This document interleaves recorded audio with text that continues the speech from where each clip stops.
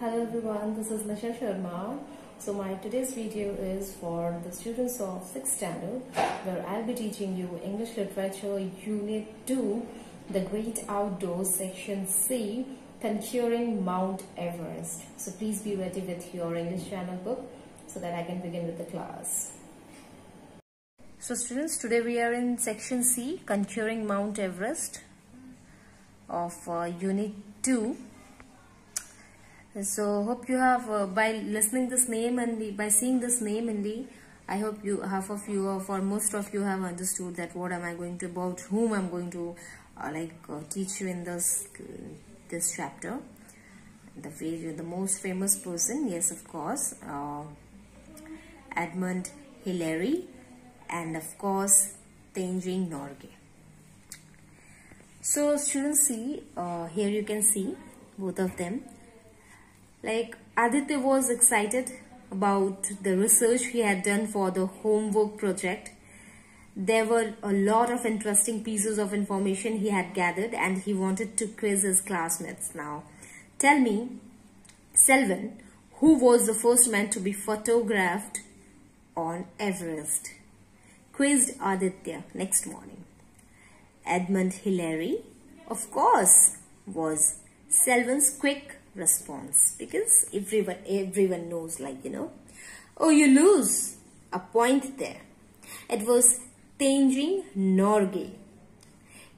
Hillary and Norgay were the only two people at the peak, and Tenzing didn't know how to use the camera, so Hillary took Norgay's picture. On 29th May 1953 at 11:30 am, Tenzing Norgay and Edmund Hillary became the first individuals to reach the summit of the highest mountain on earth. Yes, of course, which is Mount Everest. Let us read about one half of this famous pair, Tenzing Norgay. You'll also come to know about them. There are many points mentioned over here. So let's start with this. Tenzing Norgay was born in 1914 in Tibet. He later moved to Nepal and lived with the Sherpas. The Sherpas, who had moved from Tibet to Nepal hundreds of years ago, have lived in high mountains of many years. Not far from Tenzing's adopted village rises the majestic Everest, the highest peak of the Himalayan range of mountains. It lies on the border between Nepal and Tibet. Mountaineers on climbing expeditions hired the Sherpas to carry supplies and to show them the way up the mountains. Owing to their experience of living in high mountains, the Sherpas have proved to be excellent guides and mountaineers. So at the age of 18, Tenzing moved to Darjeeling in what is known as West Bengal now. He hoped to make his fortune carrying loads of supplies for mountaineering expeditions. 3 years later, he accompanied to a survey team on an expedition to Mount Everest as a porter. In the next few years, Tenzing had taken part in more Everest expeditions than any other climbers. Working with so many different people, Tenzing learned to speak 7 languages. Later, he became a sirdar, or an organizer of porters.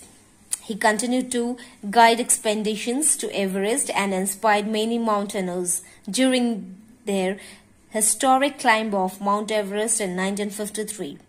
Edmund Hillary lost his footing and nearly died. Tenzing did not panic. He held the rope line tightly and planted his axe firmly in the ice. Later, he simply said, "Mountain climbers always help one another." For his courage and heroism, and for being one of the first people to scale Mount Everest, Tenzing was awarded the British George Cross and the Star of Nepal. Here's my next question, said Aditya. Do you know which award has been established in Tenzing Norgay's honor by the government of India? So the answer is not given. Well, you people are not here in front of me in this class. So I also want to know that if anybody from you can answer me. I'll be waiting for your answer too. You can make a short question of this, that what was that other, like what was that award that Tenzing Norgay's got by the side of government in India. So you can also mention this answer.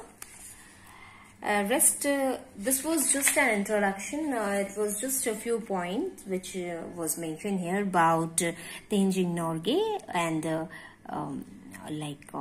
Edmund Hillary. So I hope you have understood this chapter. We'll see you in my next video. Till then, stay safe, take care. Thank you.